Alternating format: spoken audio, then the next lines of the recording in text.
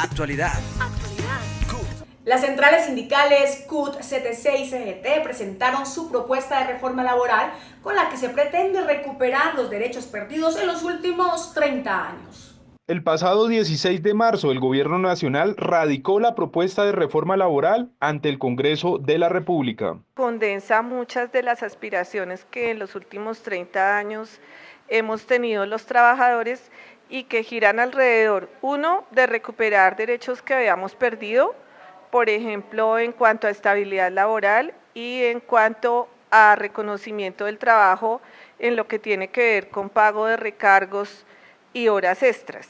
Pero además tiene otros elementos que avanzan en derechos, como es algunos relacionados con las mujeres, para que tengamos más garantías y más posibilidades de conciliar la vida laboral con la familiar, con horarios flexibles, con licencia parental, que en este caso sería también para el hombre, para que compartamos las tareas del cuidado.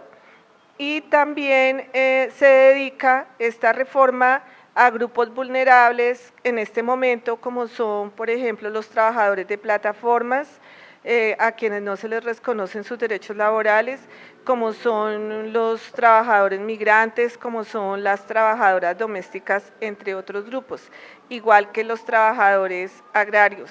Entonces consideramos que tiene una visión social y de justicia social que va a permitir reconocer mejor el trabajo, remunerarlo de manera justa. En esencia son tres elementos que hay que destacar.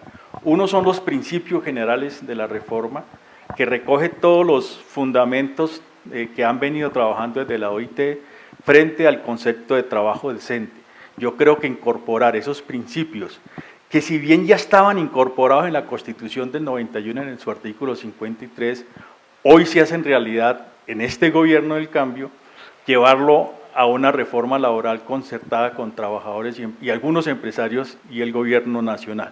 Un segundo capítulo que nos parece de suma importancia es el capítulo individual del Código Sustantivo del Trabajo, allí donde se reconoce el concepto del contrato de trabajo a término indefinido como lo más importante de esa relación laboral. El tercer elemento es el componente grueso del capítulo de derechos colectivos, donde se fortalece el movimiento sindical y a la negociación colectiva y la huelga. Aquí son esos principios fundamentales que en esencia, si el Congreso de la República los aprueba, los analiza, convoca a la sociedad y a los trabajadores y a las organizaciones sindicales y a las centrales obreras a que tengamos un análisis sereno, profundo, va a salir la mejor reforma laboral en los últimos 200 años de este país. Actualidad.